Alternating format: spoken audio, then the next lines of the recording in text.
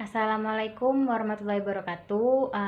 Nama saya Novia Handayani, NIM saya 17 10 10 36. Baiklah, dalam video ini saya akan menganalisis mengenai perkembangan penanganan COVID-19 atau yang lebih kita kenal dengan virus corona. Nah, yang seperti yang kita ketahui bahwa virus corona ini merupakan suatu virus yang menyerang sistem pernafasan manusia, di mana virus ini dapat menularkan dapat menular kepada manusia lainnya. Nah, adapun beberapa peraturan atau kebijakan yang dikeluarkan oleh pemerintah untuk mengurangi penyebaran COVID-19 atau virus corona ini yang terjadi di negara kita, negara Indonesia. Nah, adapun kebijakan yang pemerintah buat yaitu dilarang berkumpul atau menghindari tempat yang ramai. Seperti yang kita ketahui bahwa saat ini pemerintah juga mengeluarkan peraturan sekolah, kampus beserta kantor itu diliburkan selama 14 hari ke depan. Nah, dalam peraturan ini, kebijakan ini pemerintah itu mengharapkan kita untuk berdiam diri di rumah selama 14 hari atau mengisolasikan diri selama 14 hari. Tetapi yang kita sebagai dapat kita lihat bahwa ada beberapa masyarakat yang tidak mengindahkan peraturan yang dibuat, kebijakan yang dibuat oleh pemerintah ini sendiri, di mana pemerintah bermaksud untuk meliburkan mahasiswa, atau orang-orang yang bekerja itu untuk dapat berdiam diri saja di rumah.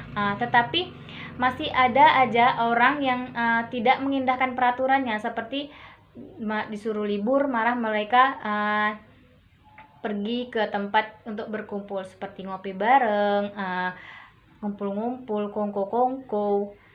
Jadi di sini alangkah baiknya kita untuk menaati kebijakan dari pemerintah yang buat pemerintah buat untuk kita. Nah, adapun bahkan pemerintah itu sendiri juga mengeluarkan peraturan untuk menutup sementara tempat-tempat hiburan seperti bioskop, kafe-kafe, bar-bar, dan tempat-tempat untuk nongkrong lainnya. Nah, bahkan pemerintah sendiri juga mengeluarkan peraturan untuk tidak melakukan pesta seperti pesta pernikahan dan pesta-pesta lainnya yang bermaksud untuk mengumpulkan orang ramai. Nah, dari dampak kasus dari kasus COVID-19 ini sendiri, ada juga beberapa dampak yang terjadi di Indonesia. Tidak hanya berdampak pada kesehatan, tapi juga berdampak pada sektor perekonomian, pariwisata, serta sosial dan politik. Adapun kalau berdampak pada ekonomi itu sendiri, yang kita ketahui bahwa tidak hanya pengusaha besar yang mengalami kerugian, tetapi pengusaha-pengusaha kecil juga mengalami kerugian atas dampak dari COVID-19 ini sendiri. Nah, kalau misalnya kalau pengusaha kecil itu seperti mereka yang berjualan harus menutup sementara usaha mereka, seperti mereka yang berjualan di sekolah misalnya harus menutup usahanya dikarenakan sekolah diliburkan selama beberapa hari ke depan. Terus selanjutnya itu sektor pariwisata. Nah, sektor pariwisata ini kita sangat terasa sekali kalau misalnya dampak dari COVID-19 ini sendiri atau virus corona ini membuat tempat-tempat wisata yang ada di Indonesia, terutama di Kepulauan Riau, itu sepi. Bahkan mereka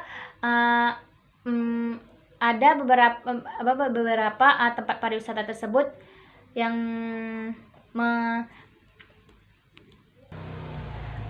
bahkan mereka itu sampai mengurangi karyawannya, seperti melakukan tindakan PHK. Nah, yang selanjutnya yaitu dampak dari COVID-19 itu sektor pendidikan sendiri, segi pendidikan, di mana yang kita ketahui bahwa siswa dan mahasiswa itu diliburkan. Contohnya kampus kita sendiri juga udah menetapkan peraturan untuk meliburkan sampai waktu yang ditentukan.